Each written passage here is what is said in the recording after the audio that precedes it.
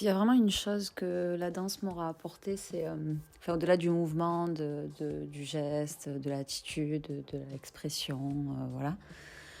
Au-delà de tout ça, s'il y a vraiment quelque chose que la danse m'a apporté, c'est la notion de combat, la notion de battle.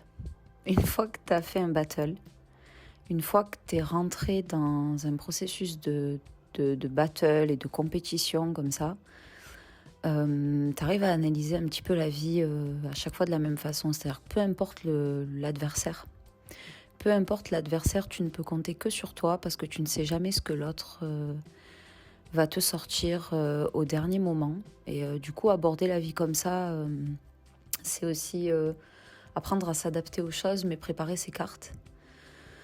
Du coup, à chaque fois que j'ai pu me retrouver dans des compétitions, par exemple, dans des compétitions qui relevaient du physique, en fait, du geste, du mouvement, mentalement, en fait, je pense que l'accroche, c'était juste de ne pas rendre l'autre fort dans ma tête.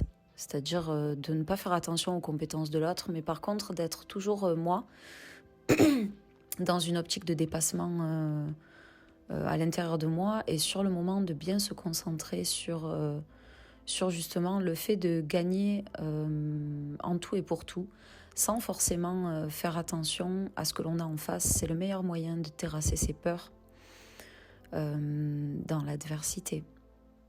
Lorsqu'on est face à la réalisation d'un projet qui nous concerne, par exemple. Parce que du coup, la notion de battle, moi, je l'applique à la notion du combat contre soi-même. C'est là où ça résonne le plus fort. C'est-à-dire que peu importe l'épreuve en face, on ne regarde pas son intitulé, sa fonction, ce qu'elle vient secouer comme peur.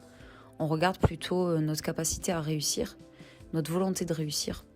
Voilà, c'est-à-dire que si tu veux gagner tel ou tel battle, vas-y.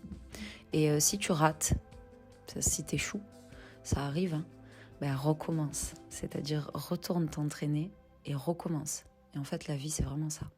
Faut jamais s'arrêter.